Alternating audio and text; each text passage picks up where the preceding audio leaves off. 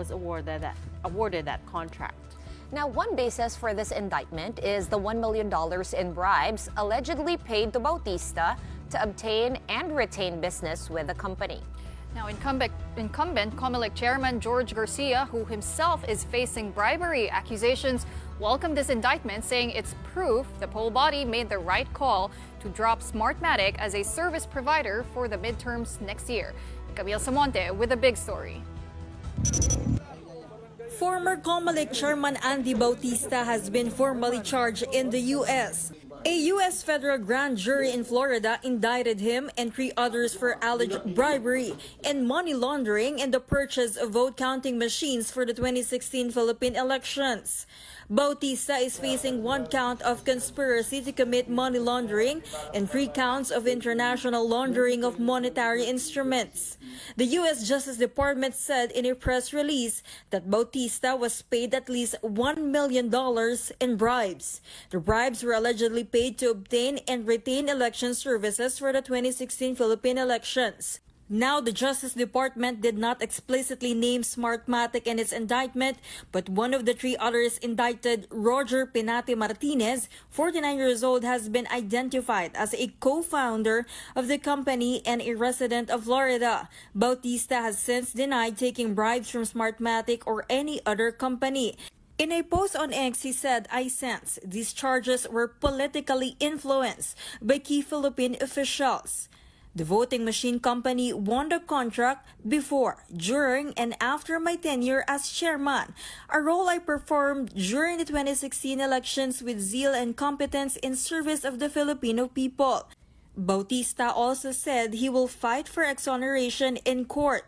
Smartmatic also denied the bribery and money laundering allegations. In a statement, the company said no voter fraud has been alleged and Smartmatic is not indicted. Voters worldwide must be assured that the elections they participate in are conducted with the utmost integrity and transparency. These are the values that Smartmatic lives. Smartmatic also confirmed that they have had 2 employees charged for violations of the Foreign Corrupt Practices Act in the Philippines almost 10 years ago, and that they immediately took measures. Sitting Comelec Chairman George Garcia, meanwhile, welcomed the indictment. He said, "What a sudden turn of events. It would appear to be a sort of vindication on the part of the present commission. We were right all along when we disqualified Smartmatic." Comelec under Garcia has been questioned over its move to award the 2025 midterm elections to a South Korean firm, Miro Systems.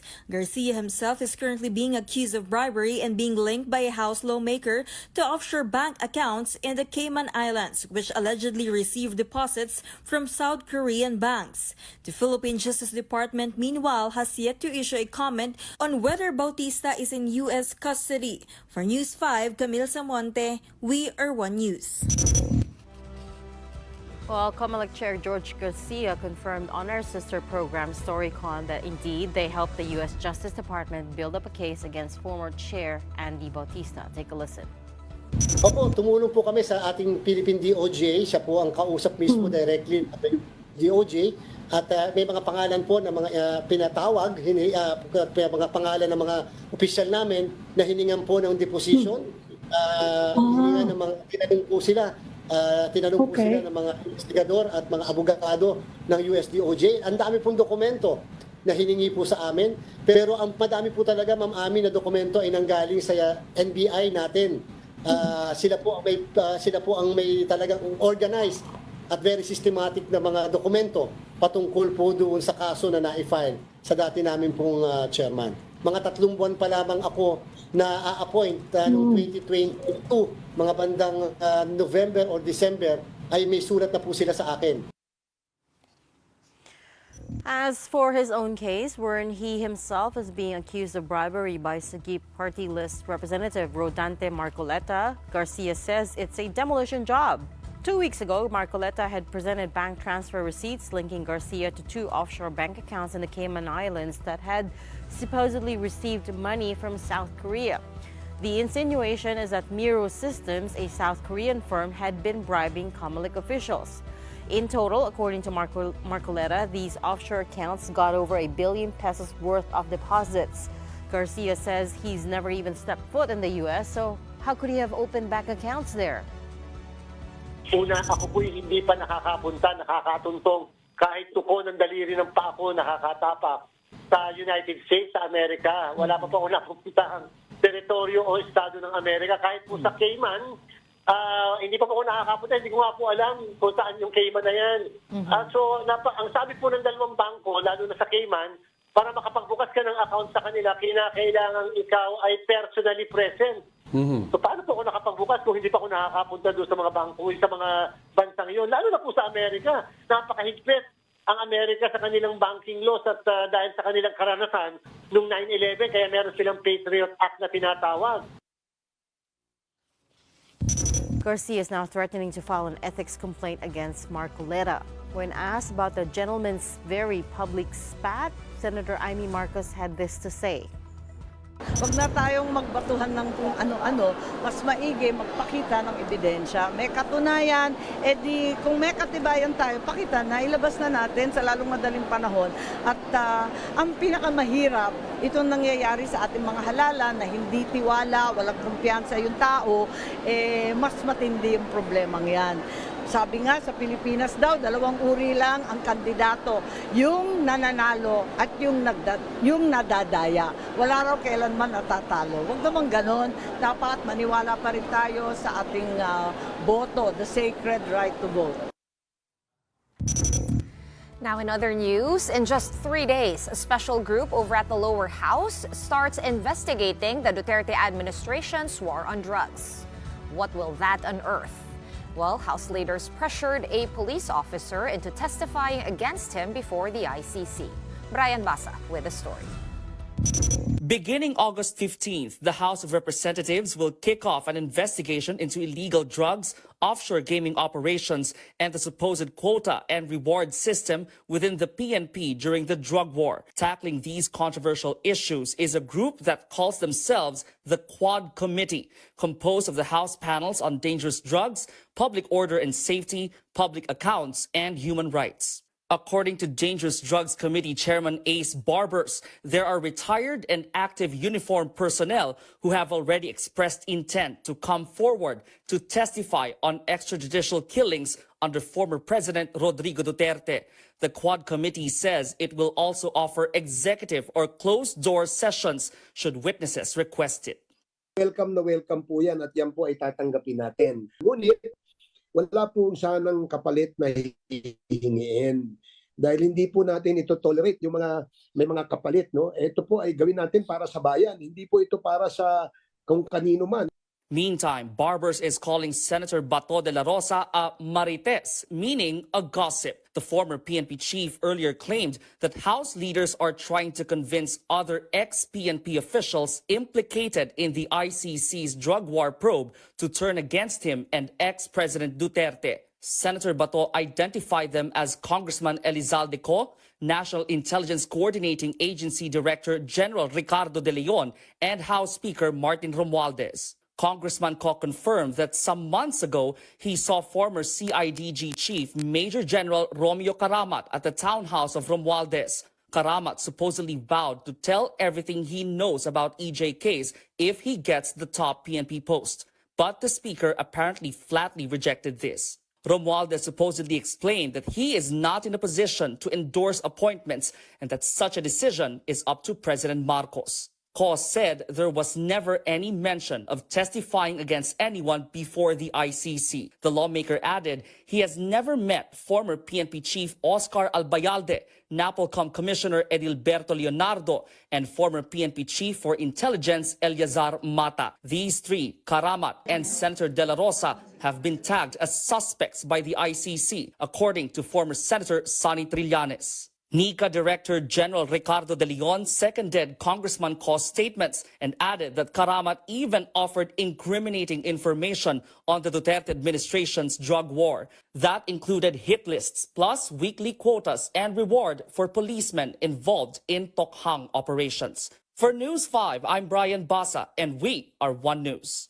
Have to make a quick correction in the headline that you just read. Yes. We think some words might have gotten accidentally deleted, but it should have read that. It should have read that there was also a rebuff of Senator Bato de la Rosa's claim that House leaders pressured a police officer into testifying against him before the ICC, as that report had said. Which we heard Congressman Barbers. in that very story. That's right. And we also got a statement from Representative Cole already. Meanwhile, in other news, the Court of Appeals has voided the 2018 shutdown order against Rappler by the Securities and Exchange Commission. In 2018, the Regulatory Commission ordered Rappler's shutdown for violating constitutional prohibitions by issuing Philippine depositary receipts to the foreign entity Omidyar Network, giving it control over the media organization. The Court of Appeals upheld this decision, citing violations of the Constitution and foreign equity restrictions in mass media. However, the court asked the commission to assess the impact of Omidyar Network's alleged donation of its PDRs to Rappler's staff. In 2022, the commission ruled that this donation did not resolve the violation and upheld the revocation of Rappler's certificates. But following their decision on July 23, the CA has since ordered the SEC to restore Rappler's certificate of incorporation in its records and system. It found that the SEC on bank acted with, quote, grave abuse of discretion in revoking the firm's certificate. The decision also noted that the Regulatory Commission did not conduct any hearing nor receive any evidence from petitioners prior to making its ruling. With this, the CA said that the facts show that Rappler Holdings, and by extension Rappler, are currently wholly owned and managed by Filipinos in compliance with the constitutional mandate. Rappler has since welcomed the CA's ruling, emphasizing the importance of press freedom and democracy. Rappler welcomes the Court of Appeals ruling that eliminates a long-standing threat to its corporate existence on account of a flawed ruling by the Securities and Exchange Commission, the SEC, led then by Teresita Arbosa. When the rule of law prevails, justice is served. We want to thank the Court of Appeals for a well-reasoned decision, very objective, and a decision that has tremendous impact on the ability of our corporates to raise capital and to stay in business, but more importantly, on the impact of the decision on press freedom and our democracy in general. And the Senate is now keen on limiting the number of local holidays being approved, saying too much holidays could be affecting the country's competitiveness. Here's the report. In the Philippines, many look forward to the declaration of annual holidays. Each year, there are 18 national holidays announced by Malacanang. In addition to that, there are also local holidays declared by local governments. With so many holidays, Senate President Cheese Escudero thinks it may be time to limit or consolidate them. Pero yung holiday nagkasundo ang Senado na limitahan ng mga holiday, mahigit isang buwan na ang holiday sa buong bansa, which makes Philippine companies and workers less competitive. Because our competitors from other countries aren't requiring these companies to pay double. Dahil nagkataon lamang na holiday. Escudero says one solution would be to combine certain holidays, although he admits that getting the ball rolling on this proposal is a challenge in itself. Isa yun sa pinapapag-aralan ko sa kanila ngayon sa komite. Ang problema lang, away yan eh. Pero hindi naman kailangan gawin ngayon.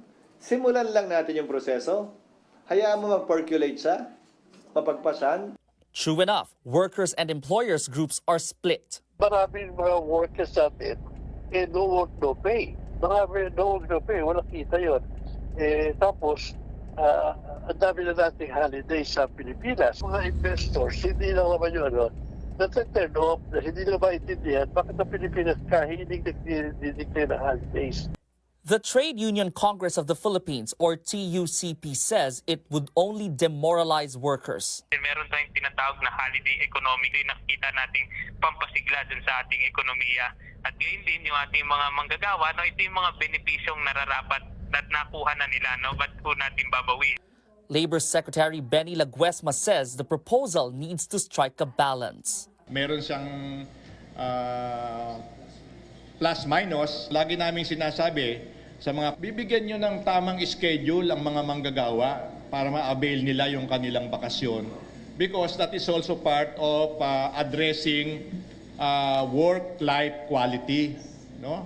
Nakakapagbakasyon ka kasi meron ding such thing as burnout eh. Hindi naman pwedeng 365 days 24/7 kayo dahil madali kayong magkakaroon ng karamdaman na makakaapekto sa inyo. Hindi lang physically, mentally. For now, the Senate will continue to look into how cutting down on holidays will impact the economy and the workforce.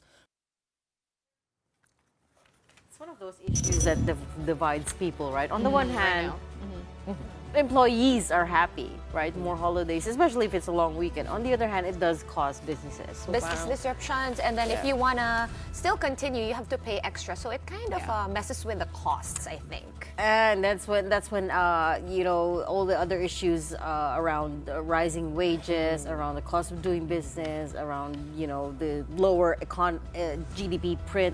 That's where it all comes into play. And to add to that, also the changing policies that confuse potential investors. Wow. Okay, while we mull that over, let's go on a quick commercial break. But right after that, the Philippines has been dubbed as the world's most disaster-prone country. So are businesses making more sustainable decisions in the boardroom as a result? We'll be asking Stewardship Asia Center CEO Rajiv Peshawaria that question when we return. Keep it here.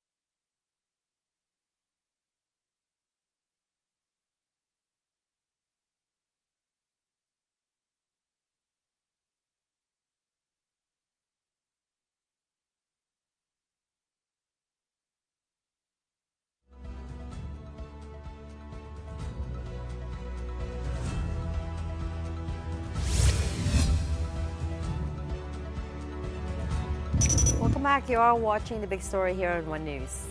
The Agriculture Department says fishermen affected by the recent oil spill near the coast of Limay, Bataan will be given fuel subsidies. Speaking at a public briefing, DA spokesperson Assistant Secretary Arnel de Mesa said BFAR has already started its fuel subsidy rollout worth 3,000 pesos per fisher alongside the distribution of relief packs.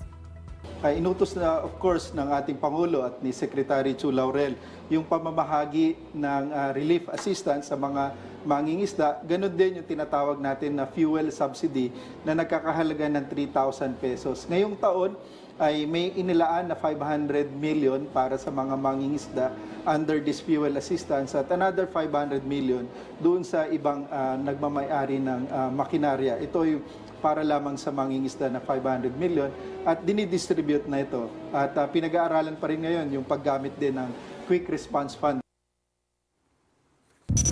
Based on latest data from the DA, as of August 8, the oil spill has impacted over 28,000 fishermen, with losses amounting to approximately 78.69 million pesos.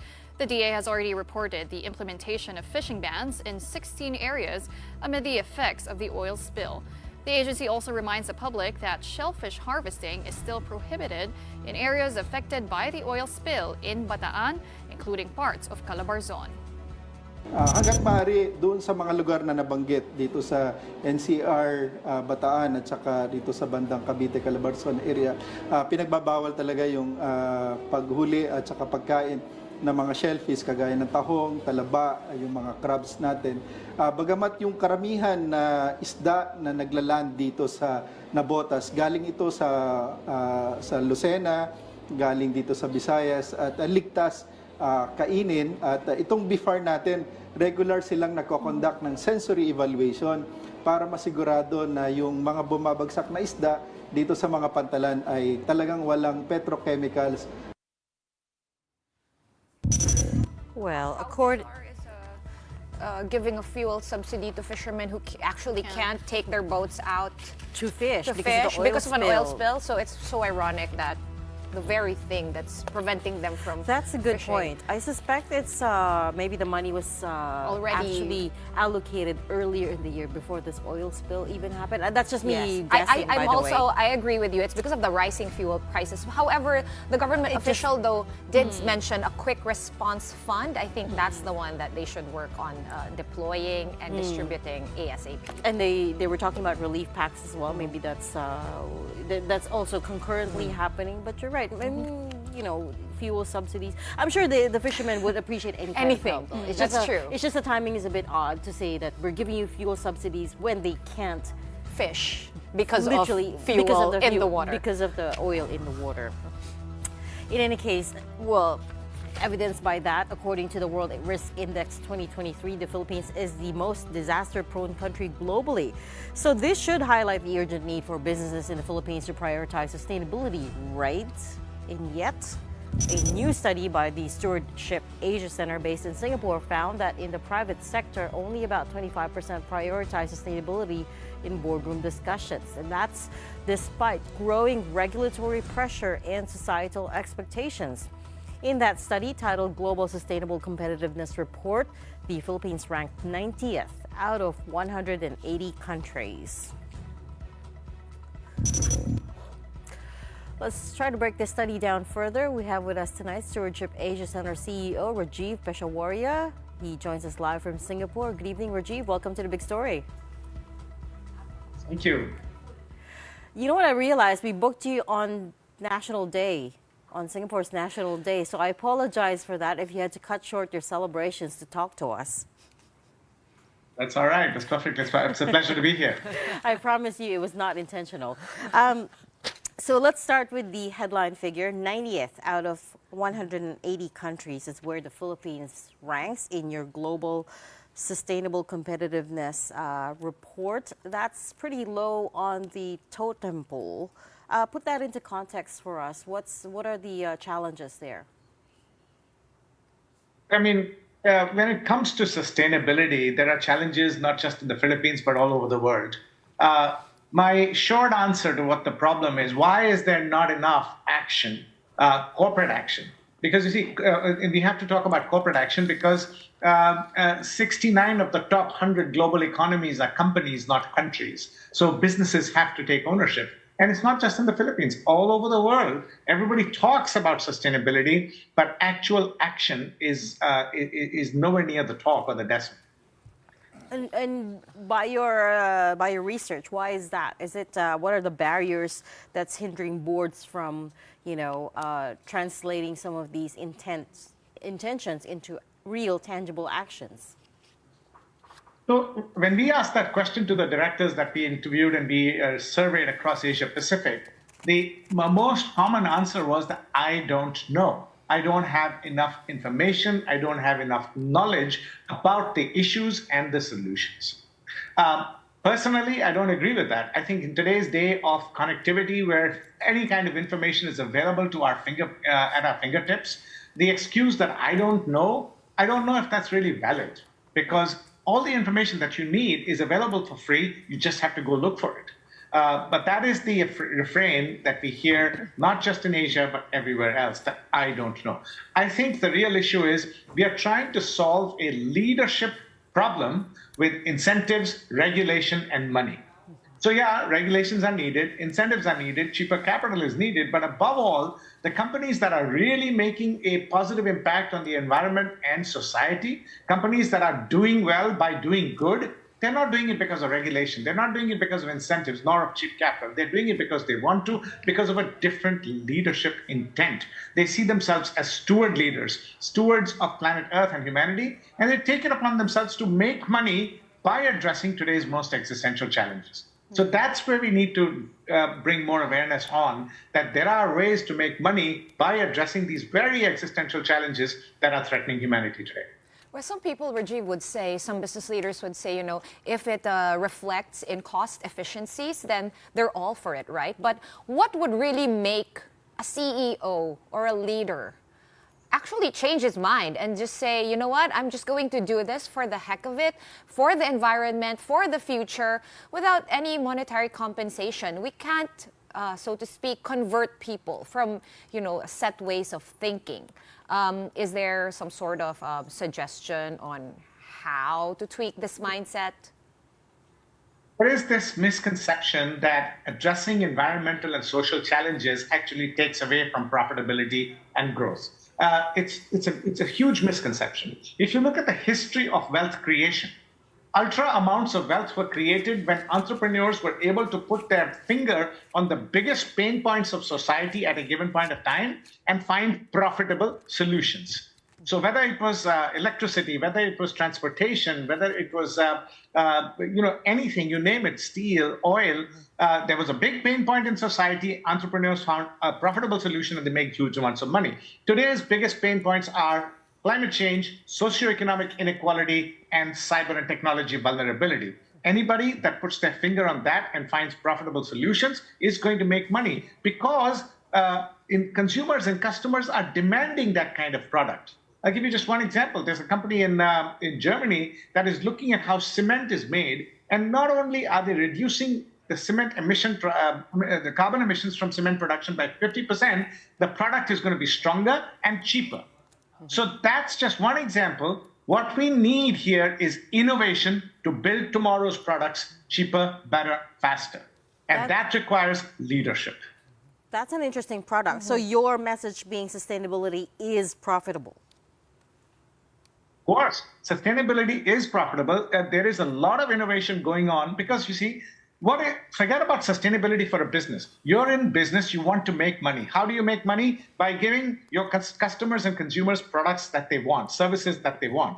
Now, to say that, to go green, we will charge a premium to the consumer, that's not an option. That's not a good option. Consumers are already reeling under inflation. What we need is creative resilience, which means innovate to find cheaper, better, faster products that are greener, that are better for the environment, but no more expensive for the average consumer. And for that, you need innovation.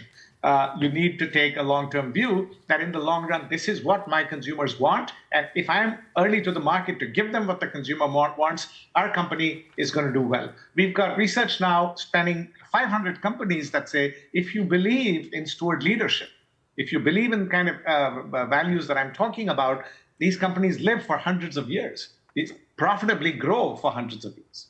Okay, if certain innovations, certain technologies are there, Rajiv, and certain leaders are not adopting these, even though it means increased profitability and efficiency for those looking for just to improve their bottom line, what then would bridge the gap? And why is there even a gap? If there are things available and it works for your business goals, why are leaders not, getting there?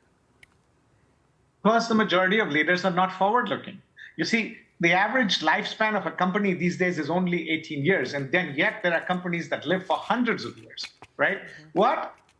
In a typical business, there is today's business model, today's cash cow, which you have to execute and get the most out of it. But the most forward-looking businessmen and women, they also look at what is the business model going to be 5 years from now, 10 years from now, and simultaneously build towards that as well. It's the ones that don't look at what's coming next. And anybody can tell that what's coming next is more havoc by climate change, more havoc because of socioeconomic inequality and cyber vulnerability. We have to start creating capacity to solve such problems so that we can be well positioned when the current cash cow dries. Right. And only 2 out of 10, if that, business leaders actually have the foresight to build both together. Right. Most of them are in the business of protecting the current business model, hoping that the new trends will go away. And that is the problem. Yeah. Rajiv, well, we have some notes here. When it comes to board focus, 72% of board directors in the study stated that financial performance is usually the primary focus when it comes to discussions inside the boardroom, and only 25% prioritize sustainability. So for companies or businesses that want to finally have those tangible, sustainable efforts, what's the first step? Where do they begin? How can they spark more discussions about this? Well, in the boardroom, if you're talking specifically about the boardroom, because the study is about the role of the board, the one thing I always say is demand to see sustainability first strategies.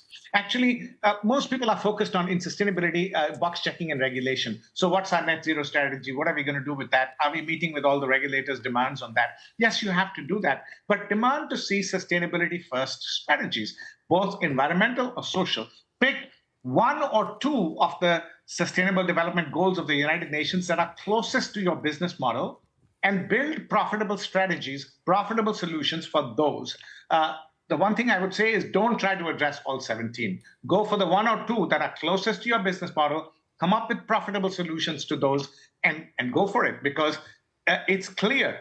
Consumers, as soon as they have a choice, they will go to a company and buy from a company that brings them more sustainable products.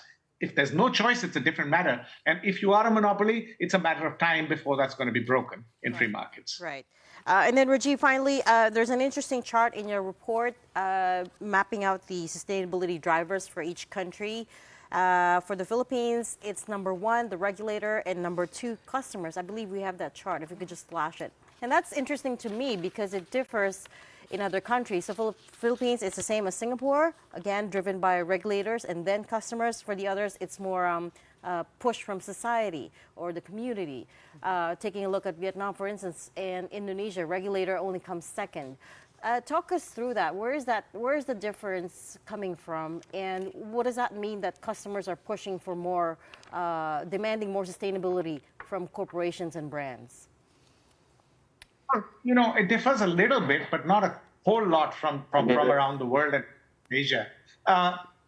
Pressure coming from regulations is the biggest driver for companies to do something about it. But unfortunately, regulation only minimizes, it does not maximize the innovation needed, right? So a lot of the companies are actually box checking for an innovation and saying that we have to do it because the regulator says so. Consumers, on the other hand, are feeling the pinch. They're feeling the pinch of inflation. In Philippines, they're feeling the pinch of Mother Nature, and are saying that we demand more sustainability action. So apart from pressure, there is consumers. Each of us basically have some leverage, right? We all can speak up and push our brands to be more sustainable. And as you said, sustainability can be profitable. We're going to have to leave that there for tonight. Thank you so much for your insights, for sharing your insights. And again, happy National Day. Rajiv Peshwaria, CEO of the Stewardship Asia Center in Singapore. We still have our big picture on this Friday night. And here is a reminder not to wade through or swim in floodwaters. What you're seeing now are patients who contracted leptospirosis due to the flooding from Typhoon Karina and the Habagat. 67 have been admitted at the NKTI, or the National Kidney Institute, where 3 have already died. And several are undergoing dialysis due to advanced stage leptospirosis. This disease is caused by bacteria from the urine of infected animals and infects the blood. It enters the body through open wounds or sores, the eyes, nose, and mouth, or mucous membranes. Whatever happened to ending the show in the Olympics? We always, we've been doing, I miss the big picture Olympics. I agree with you, but this is a real important reminder. I think we always say it because sometimes you just don't know in your panic that you can contract this, and there's no way for you to detect it anymore in the floodwaters when it's mixed there. And it can go through your mucous membranes, not just open wounds. Right. And I think we might also forget, to have ourselves checked if we suspect. And there is a prophylactic for it. That's a very important public service reminder, but it is the end of the week, so let's try to end on an up note. bring it back to the Olympics. The fact that there's 2 golds and 2 bronzes. And yes. one more match. Okay, just One like we more said yesterday. weightlifter. Yabang naman. Look at us talking about the tally, the medal count. Number 1 Vanessa in Southeast Sarno. Asia. Yes, Yes. Vanessa will be competing 1:30 a.m. So Oh, we're gonna have to pull another late yes, night a or late early night. morning. But that's okay because it's Saturday tomorrow. Yes. Hey, it went by really quick. 2 weeks, right? Yeah, 2 weeks went by just like that. I think it's because there's been so much action, so much excitement, so much drama. Also, our events have been kind of spaced out nicely too, allowing us time to recover from our Across a puyat. wide range of sports at that. As you said, sulit yung puyat. Sulit talaga. All the ones that we've been watching, whether that's pole vaulting, weightlifting, boxing, lahat have been sulit. From the opening ceremony, now Yung we're down palang. to the right opening. We were there. We saw our athletes in the rain, but finally it will be the closing ceremony on August 11. I believe that's August 12 here in the Philippines. So already so fast. It makes me a little bit sad. Before we know it, they're back home, and we'll be welcoming them, of course. With a hero's journey, hero's especially Manila LGU is welcoming Carlos, in particular Kaloy Yulo and EJ EJ Obiena with the heroes, with the Grand Heroes Parade. Although we don't know the date for that just yet. Because those are their 2 residents of Manila, one from Tondo, one from Malate. That's right. That's right. And of course, Proud more to proud cash in prizes. Manila. Oo nga. Okay, soon we will be seeing our athletes. But for this week, that's it from us 3 here at The Big Story. We are One News, all sides.